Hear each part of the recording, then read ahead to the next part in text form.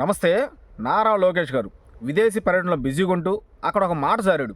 నిజంగా లోకేష్ గారి స్థాయికి, లోకేష్ గారు ఉన్న పొజిషన్కి ఆ మాట మాట్లాడినప్పుడు ఒకటికి రెండుసార్లు ఆలోచించుకొని ఆ మాట మాట్లాడితే చాలా బాగుండేది. నేను అడుగుతున్న ఇదే లోకేష్ గారిని, జగన్ గారికి కిరీట్ చోరీ ఎందుకు ఇవ్వాలి? జగన్ గారు గత 5 సంవత్సరాలు మన రాష్ట్రాన్ని అప్పులు చేసి వెళ్ళిపోయాడు. మన రాష్ట్రాన్ని అభివృద్ధి చేయలేదు. పూర్తి స్థాయిలో మన రాష్ట్రాన్ని నాశనం చేసి వెళ్ళిపోయినందుకు జగన్ గారు కిరీట్ చోరీ ఇవ్వాలా?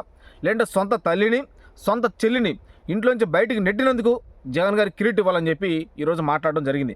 ఇదే లోకేష్ గారు నేను అడుగుతున్నా, విదేశీ పర్యటన ముగించుకొని మీరు ఇండియాకి వచ్చినప్పుడు ఎక్కడైనా సరే శర్మ గారి చేతైనా సరే, విజయమ్మ గారి చేతైనా సరే ఒక ప్రెస్ మీట్ పెట్టించి జగన్ గారు మమ్మల్ని కావాలని చెప్పి ఇంట్లోంచి బయటికి నెట్టాడు, జగన్ గారి కిరీట్ చోరీ ఇవ్వండి అని చెప్పి వాళ్ళిద్దరి చేత మీరు చెప్పించగలరా?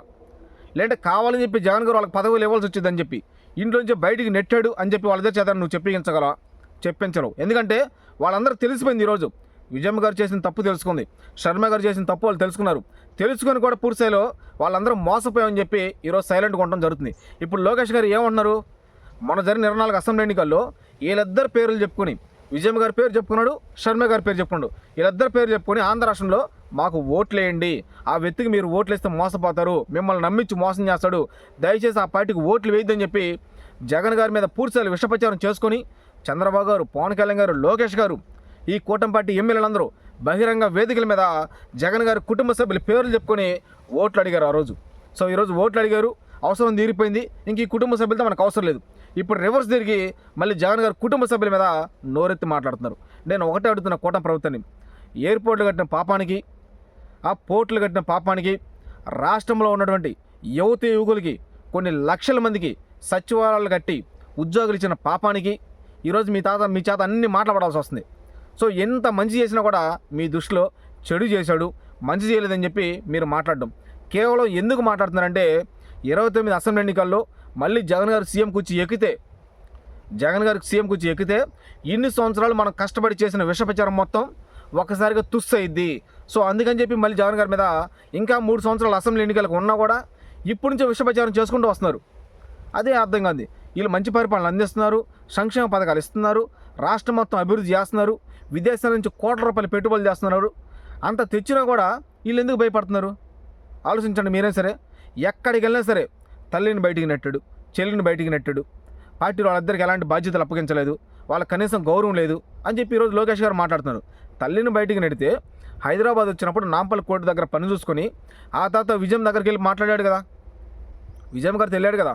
మొన్న శర్మ గారు కొడుకు ఎంగేజ్మెంట్ ఫంక్షన్ జరిగితే జగన్ గారు వెళ్ళారు కదా. సో వీళ్ళంతా బాగానే ఉన్నారు కదా. ఇంకెక్కడ చెల్లిని బయటికి నెట్టాడు, ఇంకెక్కడ తల్లి గారిని దూరం పెట్టాడు?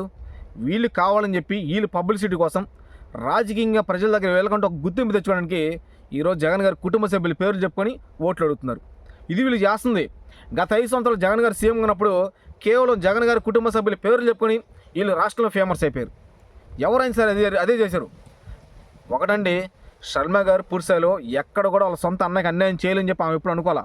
కానీ ఇక్కడ జరిగింది ఏంటంటే, అవతల వ్యక్తులు చెప్పిన మాటలు విని శర్మ గారు మోసపోయారు. ఫస్ట్ నుంచి కూడా జరిగింది ఇదే.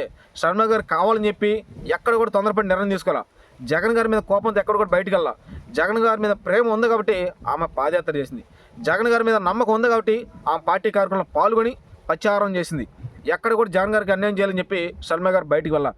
కానీ జరిగిన వాస్తవం ఏంటంటే, శర్మ గారిని మార్చేశారు. శర్మ గారికి అన్ని అబద్ధాలు చెప్పి నువ్వు ఇలా మాట్లాడు, ఇలా నడువు, ఈ పార్టీలోకి వెళ్ళిపో, ఆ రాష్ట్రంకి వెళ్ళి ఆ పార్టీ పెట్టు, ఆ నాయకుల్ని విమర్శించు, వాళ్ళ తిట్టు బండబూతులు అని చెప్పి మన రాష్ట్రంలో ఉన్నటువంటి కూటమి పార్టీ పెద్దలు చెప్తే శర్మ గారు ఆ విధంగా ప్రవర్తించింది. ఎక్కడ కూడా శర్మ గారికి కుళ్ళు రాజకీయాలు చేయాలని నాకు లేదు. ఎందుకంటే ఆమె విధానం ఇప్పుడు అంతా బయటపడిపోయింది కాబట్టి ఆమె చెప్తుంది కూడా పూర్తిలో, ఇదిగో నాకు అన్యాయం జరిగింది, నేను మోసపోయాను, సో నన్ను నమ్మించి వాళ్ళందరూ మోసం చేశారు, వాళ్ళ మాటలు వినబట్టి నాకు ఆంధ్ర రాష్ట్రంలో నాకు ఎక్కడ కూడా గుర్తింపు లేదు ఈరోజు అని చెప్పి శర్మ గారు మాట్లాడుతుంది. మరి ముఖ్యంగా రాజశేఖర రెడ్డి గారు అభిమానులు కూడా ఒకప్పుడు శర్మ గారిని గౌరవించేవాళ్ళు, ఎక్కడికి వచ్చినా కూడా ఘనస్వాగతం పలికేవాళ్ళు. ఇప్పుడు ఎక్కడ కూడా శర్మ గారికి రెస్పెక్ట్ లేదు. శర్మ గారు వస్తున్నారంటే కనీసం ఒక బొకే పట్టుకొని ఒక నాయకుడైనా ఒక కార్యకర్తైనా ఏ ఒక్కరు రావట్లా. ఎందుకంటే చేతులారా శర్మ గారు కూటమి పార్టీ పెద్దల మాటలు విని మోసపోయింది కాబట్టి. తెలుసో తెలియక శర్మ గారు నేను తప్పు చేసినని చెప్పి ఇప్పుడు ఒప్పుకుంటుంది. కానీ దాన్ని ఇంకా అర్థం చేసుకోవట్లేదు కూటమి పెద్దలు. అర్థం చేసుకోకుండా కావాలని చెప్పి ఈ శర్మ గారి పేరు చెప్పుకొని, విజయమ్మ గారి పేరు చెప్పుకొని విదేశాలు కూడా రాజకీయాలు చేస్తున్నారు.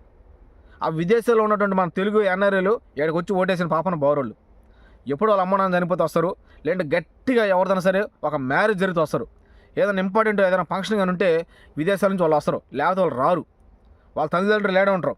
కావాలంటే వాళ్ళ తల్లిదండ్రులకి వీళ్ళు నెల నెల డబ్బులు పంపిస్తారు. ఇదిగో కూరగాయలు తెచ్చుకోండి, సరుకులు తెచ్చుకోండి, పలానా చికెన్ తెచ్చుకోండి, మటన్ తెచ్చుకోండి, హ్యాపీగా మందులు తెచ్చుకోండి, మీకు కావాల్సిన ఐటమ్స్ కొనుక్కోండి. ఎంత డబ్బు అయినా సరే మేము అమెరికా నుంచో, లండన్ నుంచో, సింగపూర్ నుంచి పంపిస్తాము, కానీ మేము వాటికి ఆంధ్ర రాము, లేదా అసలు ఇండియాకి రాము అని చెప్పి మన తెలుగు ఎన్ఆర్ఐలు మొత్తం ఎవడైనా సరే విదేశాల్లో ఉన్న వాళ్ళు ఇదే చెప్తారు. కానీ వీళ్ళు మటుకి ఇక్కడ నుంచి ఇక్కడ రాష్ట్రం వదిలిపెట్టి విదేశాలు పోయి ఆడ ఒక చిన్న సబ్ పెట్టి ఒక 10 మందిని మన ఎన్ఆర్ఐలను పిలిచి వాళ్ళ ముందు మాట్లాడతారు. ఇది అక్కడ జరుగుతుంది. ఎవరైనా సరే అదే జరిగేది. వాళ్ళు ఆడికి వెళ్ళంగానే మన తెలుగు వాళ్ళు వెళ్ళంగానే ఆ చంద్రబాబు గారు అయినా, లోకేష్ గారు అయినా, ఎవరైనా సరే వాళ్ళకి ఒక బొకే పట్టుకొని వస్తారు. ఒక 200-300 రూపాయల సాల వాడు కప్పుతారు. కప్పిది అబ్బా మంచి పరిపాలన ఇస్తున్నారు లోకేష్ గారు, మీరు రెడ్ బుక్ రాజ్యాంగం చాలా సక్సెస్ఫుల్ అయింది. సో ఇదే విధంగా రెడ్ బుక్ రాజ్యాంగం 3 సంవత్సరాలు కొనసాగించండి, 29 అసెంబ్లీ ఎన్నికలు కూడా మీరు అధికారంలోకి వస్తారని చెప్పి మన తెలుగు ఎన్ఆర్ఐలు మొత్తం చెబుతారు. వీళ్ళు ఇంకా సంతోషపడేదన్నా, అబ్బా మా ఎన్ఆర్ఐలు మంచిగా మమ్మల్ని పొగిడారు, మా రెడ్ బుక్ రాజ్యాంగంకి ఎలాంటి తిరుగులేదు, ఎదురులేదు, ఆంధ్ర రాష్ట్రంలో మా రెడ్ బుక్ రాజ్యాంగంకి ఎవడు కూడా అడ్డు చెప్పడని చెప్పి లోకేష్ గారు రెచ్చిపోవడం జరుగుతుంది. ఇదే జరుగుతుంది ప్రశ్న నుంచి కూడా. ఇప్పుడు విదేశాల్లో ఉన్న లోకేష్ గారు ఇదే చెప్తున్నాడు కదా, ఆ రెడ్ బుక్ బాగా సక్సెస్ అయింది, తల్లిని చెల్లిని బయటికి నెట్టాడు, అలాంటి వ్యక్తిని ఓడిచ్చారు. సో మనం మంచిగా కష్టపడి పనిచేసాం కాబట్టి మన పార్టీని గుర్తించి మనం జనసేనతో బీజేపీతో పొత్తు పెట్టుకున్నాం కాబట్టి 24 అసెంబ్లీ ఎన్నికలు అధికారులకు వచ్చామని చెప్పి ఈరోజు లోకేష్ గారు మాట్లాడడం జరుగుతుంది. నేను ఇదే కూటమి పార్టీని అడుగుతున్నా, మీరు ముగ్గురు విడిపోయి సింగిల్గా పోటీ చేయండి. మీరు సింగిల్గా పోటీ చేసి 175 నియోజకవర్గాలు మీరు సింగిల్గా పోటీ చేసి జగన్ గారి కుటుంబ సభ్యులు తిట్టండి. జగన్ గారి కుటుంబ సభ్యులు రాజకీయంగా ఉపయోగించుకోండి. మీరు ఆ జగన్ గారు బయటికి నెట్టాడు, వాళ్ళ అమ్మని తిడుతున్నాడని చెప్పి అన్నీ ఉపయోగించుకోండి. 24 అసెంబ్లీ ఎన్నికలు ఏ విధంగా అయితే ఉపయోగించుకున్నారో ఇప్పుడు కూడా అదే విధంగా ఉపయోగించుకోండి. ఉపయోగించుకున్నా కూడా ఈ జనసేన పార్టీ మన 175 నియోజకవర్గంలో భారీ మెజార్టీ సాధించిద్దా? పోనీ బీజేపీ పార్టీ ఏమైనా భారీ మెజార్టీ సాధించిద్దా? పోనీ తెలుగుదేశం పార్టీ మన రాష్ట్రంలో 175 నియోజకవర్గంలో విజయం సాధించిద్దా? సాధించలేదు. వీళ్ళు కేవలం అధికారులకు రావాలంటే ముగ్గురు పార్టీలు పొత్తు పెట్టుకోవాలి, అవతల పక్క ఒకటే పార్టీని తిట్టాలి, ఒకే పార్టీ నాయకుడిని నోటికి వచ్చినట్టు దూషించాలి, వాళ్ళ కుటుంబ సభ్యులు కూడా నానా రకాలుగా ఓపెన్గా మాట్లాడాలి. ఏ మాట పడితే ఆ మాట. అప్పుడు కానీ వీళ్ళు పైకి రాలేరు, అప్పుడు కానీ వీళ్ళ పార్టీని గుర్తించలేరు, అప్పుడు కానీ వీళ్ళ పార్టీకి ఓట్లేరు, అప్పుడు కానీ వీళ్ళ పార్టీ జెండా పట్టుకోరు. అది వీళ్ళు చేసేది. మనందరం చూస్తున్నాగా ఈ 1.5 yearలో ఈ కూటమి ప్రభుత్వం పరిపాలన ఎలా ఉందో. గత 5 సంవత్సరాలు జగన్ గారు సీఎంగా ఉన్నప్పుడు వీళ్ళు ఏ విధంగా ప్రవర్తించారో. కనీసం 2014లో చంద్రబాబు గారు సింగిల్గా పోటీ చేసాడు, గెలిచాడు. మరి 2019లో ఎందుకు ఓడిపోయాడు? ఇప్పుడు 164 సీట్లు వచ్చిందని చెప్పుకుంటున్నారు మీరు. 164 సీట్లు వస్తే 2019లో మీకు ఎన్ని సీట్లు వచ్చినాయి? తిప్పి కొడితే తెలుగుదేశం పార్టీకి 20 సీట్లు కొట్టాలా. అది మన రాష్ట్రంలో ప్రజెంట్ తెలుగుదేశం పార్టీ పరిస్థితి. అంటే ఎంత గ్రాఫ్ పడిపోయింది తెలుగుదేశం పార్టీది. చేతులారా వీళ్ళు చేసే పరిపాలన నచ్చగా ఆంధ్ర రాష్ట్ర ప్రజలే వీళ్ళని ఎక్స్పెక్ట్ చేయట్లేదు. ఇది తెలుసుకొని వీళ్ళు పూర్తిస్థాయిలో ఇప్పుడు ఆంధ్ర రాష్ట్రంలో ఏ పార్టీ అయితే పూర్తిస్థాయిలో ఆర్థికంగా రాజకీయంగా పైకి వస్తుందో ఆ పార్టీ మీద విషప్రచారం చేసి వీళ్ళు మళ్ళీ అధికారంలోకి రావడానికి కావాలని చెప్పి వీళ్ళకి నచ్చిన ఛానల్స్ని అడ్డం పెట్టుకుని, వీళ్ళకి నచ్చిన కుటుంబ సభ్యులు అడ్డం పెట్టుకుని రాజకీయాలు చేస్తారు మన రాష్ట్రంలో. దయచేసి ఆంధ్ర రాష్ట్ర ప్రజలారా, ఎవరు కిరీట్ చోరీ ఇవ్వాలో, ఎవరికి డెబిట్ చోరీ ఇవ్వాలో మీరందరూ గమనించి, కిరీట్ ఎవరికి ఇస్తారో, డెబిట్ ఎవరు ఇస్తారో అది మీ చేతుల మీద ఉంది. మీ సొంత నిర్ణయం తీసుకొని మీరు ఎవరికైతే కిరీట్ ఇవ్వాలనుకుంటున్నారో వాళ్ళకే కిరీట్ ఇవ్వండి. Thank you.